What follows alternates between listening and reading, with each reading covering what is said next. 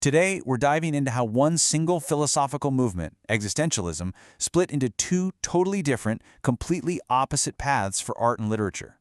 One side basically said, tear it all down, we need a fresh start. The other said, no, wait, the sacred stuff is hidden right here in the mess of history. So, let's explore how they both tried to solve the same problem. I mean, think about it for a second. We are just constantly bombarded with information, with images, with people telling us what to think. It's this feeling of total sensory overload. And believe it or not, this is not a new problem. Thinkers back in the mid-20th century were wrestling with this exact same question, trying to figure out how to cut through all that noise to find something real, something genuine. And the philosophy that really stepped up to take on this challenge, that was existentialism.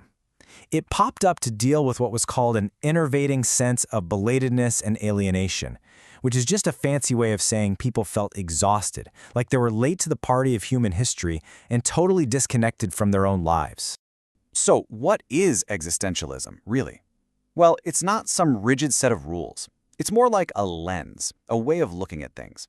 The critic William Spanos put it perfectly. He said it's the perspective from which the sensitive and concerned modern man looks at his world.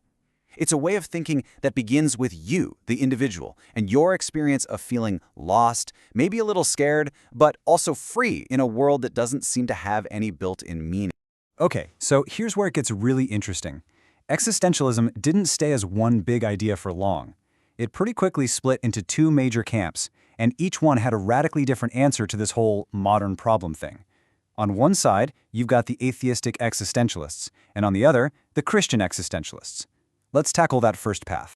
Leading the charge for the atheistic path was the absolutely brilliant and honestly pretty provocative cultural critic Susan Sontag. Her answer to being overwhelmed by all the history and meaning was as simple as it was radical. Just reject it. Tear it all down. You see, Sontag argued that our problem wasn't a lack of meaning, it was that we had way too much of it. She wrote that all the conditions of modern life, its material plenitude, its sheer crowdedness, conjoin to dull our sensory faculties. We spend so much time and energy trying to figure out what a piece of art means that we've completely forgotten how to just see it, hear it, and feel it. This led to her famous and pretty bold declaration, to interpret is to impoverish, to deplete the world.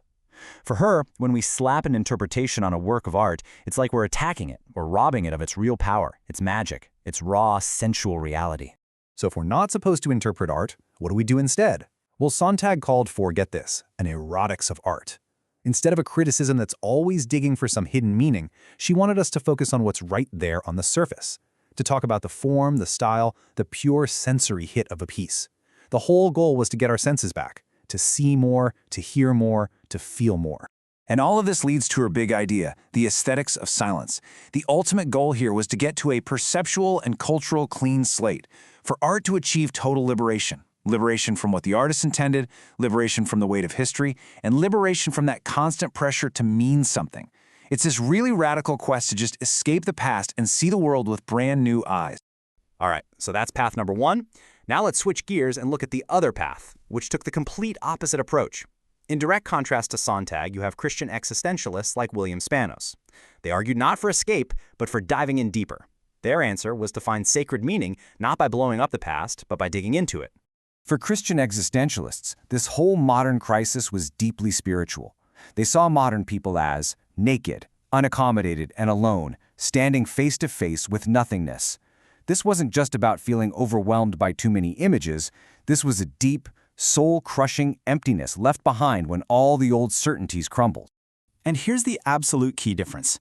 Their solution wasn't to escape from time and history, but to achieve an existential immersion in time. Meaning wasn't something you could find by wiping the slate clean. No, you had to find it by wrestling with the chaos, the pain, and the beauty of actual human existence.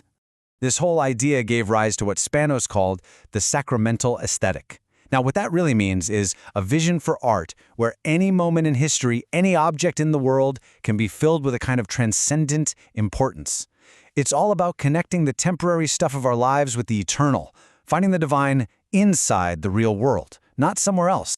The ultimate model for this was the Christian concept of the incarnation, the Word made flesh. They argued that this is the thing that reconciles time and eternity and salvages the past from the refuse heap of history. See, in this view, the past isn't a bunch of garbage you need to throw away. It's a reservoir of moments that can be redeemed and filled with meaning. So, what we're left with are two fundamentally different ways of seeing our relationship with the past. Is history this crushing weight that's stifling our creativity and our ability to really see the world? Or is it the very source of our deepest meanings, maybe even our salvation? Let's just put them side by side because it really makes it crystal clear. For Sontag and the atheistic existentialists, history is an oppressive burden. The only real response is rebellion, silence, fighting for that clean slate. The past is a burden. But for Spanos and the Christian existentialists, history is a reservoir of meaning. The response is to dive in, to affirm it. The past isn't a burden, it's a boon, it's a gift. And look, this isn't just some dusty old academic debate from the 1960s.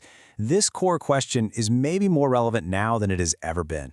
In our own crazy, info-saturated, historically obsessed culture, we face this choice all the time. Do we try to unplug and just experience things directly, or do we dive deep into the context to figure out where we all came from? When you boil it all down, we're really left with two clear choices. You've got the path of rebellion, which wants that clean slate, that pure, unfiltered experience. And then you have the path of redemption, which says, no, significance is found by immersing yourself in the complicated, messy, but meaningful stories of the past. And so that leaves us with a final question. For right here and right now, when you look at the world today, which of these paths feels more urgent, more necessary? To find meaning, should we be trying to tear things down and start fresh?